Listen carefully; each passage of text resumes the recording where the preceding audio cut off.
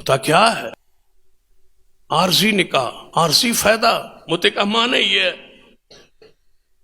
یہ وہ متاع سے ہے، متع سے عارضی فائدہ.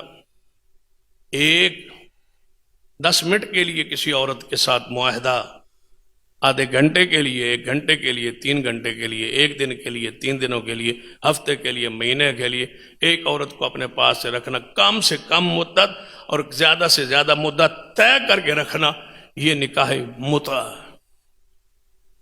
جس میں گھر بسانا نہیں، اولاد پیدا کرنا نہیں، صرف خواہشات نفسانی کو پر پورا کرنے کے لیے ایک عورت کو اجرت پر اپنے پاس رکھنا، یہ متع ہے اور یہ حرام ہے. سرور کائنات محمد رسول اللہ صلی اللہ علیہ وسلم نے خیبر کے موقع پہ فرمایا تھا، میں قیامت تک کے لیے 2 چیزیں حرام کر رہا ہوں، ایک متع کا نکاح اور ایک گھریلو گدھے کا گوشت. یہ 2 چیزیں میں محمد قیامت تک کے لیے حرام کر رہا ہوں. یہ ہے مصطفیٰ کی وہ رحمت. آج متع کو حلال کہنے والے تو موجود ہیں، لیکن متع کے لیے دینے کے لیے تیار نہیں. کسی کو کون ہے متع حلال کہے گا جی ساڑھے مذہبی متع حلال ہے، پھر انہوں کو بس 2 دن واسطے متع کے لیے کوئی بیٹی دے دو گے، پھر تھوڑا لڑے گا جھگڑے گا. بھائی نکاح دا رشتہ ہی منگیا ہے، جائز ہے تو پھر انکار کیوں؟ غصہ کیوں ہے؟ لڑائی کیوں ہے؟ اس کا مطلب ہے یہ لڑائی، یہ غصہ، یہ جلال بتلاتا ہے کہ غیرت نہیں مانتی. اور جانتے ہو سب سے زیادہ غیرت اللہ نے اسلام کو بخشی. اگر یہ غیرت نہ ہوتی تو بندہ کہتا کوئی مسئلہ نہیں. بچیوں والوں سے لوگ بچیاں کو رشتے مانگتے رہتے ہیں. نکاح کے لیے مانگا ہے نا، 2 نکاح ہے نا، ایک عام نکاح اور ایک متع والا نکاح کے لیے مانگا ہے نا. کون سا بدکاری کے لیے مانگا ہے؟ اور تمہارے مذہب میں حلال ہے نا، تو پھر اس پہ ناراضگی والی بات کون سی ہے؟ صرف نکاح متع کے لیے بے حیائی اور زنا کے اڈے اور چکلے ہی رہ گئے کہ وہاں پر یہ زنا ہو، بدکاری ہو، اس لائسنس پر. پھر دوسری صورت جو ہمارے گروہوں میں آل و سنہ کہلانے والوں میں دوسری زنا کی اور متع کی بدترین صورت موجود ہے، وہ حلالے کا نکاح. حضور کیا ہے؟ رحمت للعالمین. اور حلالے کے بارے میں کیا فرمایا؟ لعن اللہ المحلل والمحلل لہ.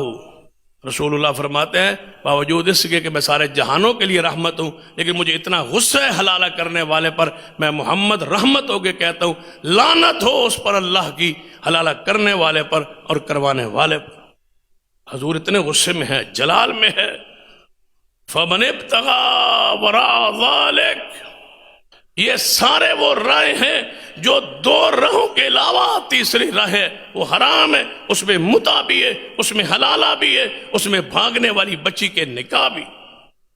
یہ ساری حرام راستے، زنا کے راستے ہیں، بدکاری کے راستے. جیسے متع ہے ویسے ہی حلال ہے، جیسے حلال ہے ویسے ہی متع ہے، اور ویسے ہی تیسرا نکاح ہے جو گھر سے بھاگ کے جا کے عدالت میں بچیاں نکاح کر لیتی ہے، وہ بھی زنا کے زمرے میں. نکاح نہیں ہے، فنکاح ہوا باطل باطل باطل.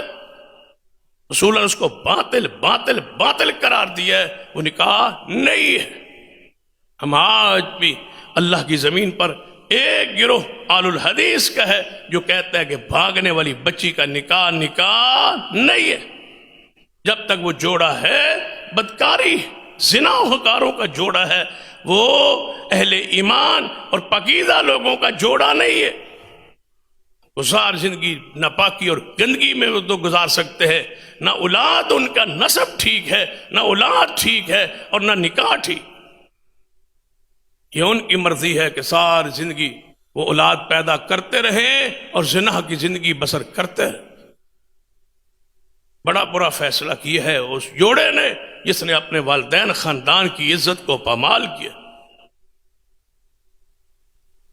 کاش اس پر قانون ہو کہ بھاگنے والی بچی کو ہمارے ملک کی عدالتیں اور آگے مولوی قبول نہ کرے. باقی سارے عدالتوں میں وہ مولوی بیٹھے ہیں، وہ نکاح پڑھانے کے لیے تیار ہے. عام نارمل نکاح کا 5,000 ہے، عدالت میں بھاگ کے کرے تو 10, 20, 25 ہزار ہے. اتنا مہنگا نکاح، زنا جو کروانا ہے تو پیسے تو لیتے. ان کثیر من الاحبار والرہبان لیاکلون اموال الناس بالباطل فنکاح ہوا باطل۔ قرآن کہتا ہے زیادہ مولوی زیادہ پیر لوگوں کا جھوٹ کے ساتھ باطل طریقوں سے مال کھاتے ہیں، خبردار رہنا۔ محمد مصطفیٰ ہمارے لیے رحمت ہے۔ فمن ابتغى وراء ذلك، جو راہ اس کے علاوہ تلاش کرے، مصطفیٰ نے اس راستوں کو حرام کر دیا ہے۔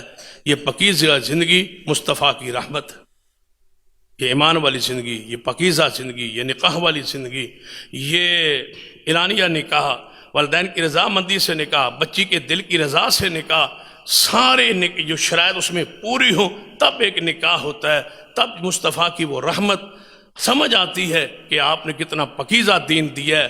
بچی کو مجبور نہیں کیا، اس کے جذبات کا خیال رکھا ہے کہ اس کی رضا ہو، والدین کو ان کی حرمت کو پامال نہیں کیا، اعتدال کا کیسا پاکیزہ راستہ دیا ہے کہ دونوں مطمئن ہوں گے تب نکاح ہوگا۔ یہ مصطفیٰ کی رحمت ہے۔ اللہ ہمیں اس رحمت سے فائدہ اور ثمرہ حاصل کرنے کی توفیق عطا فرمائے۔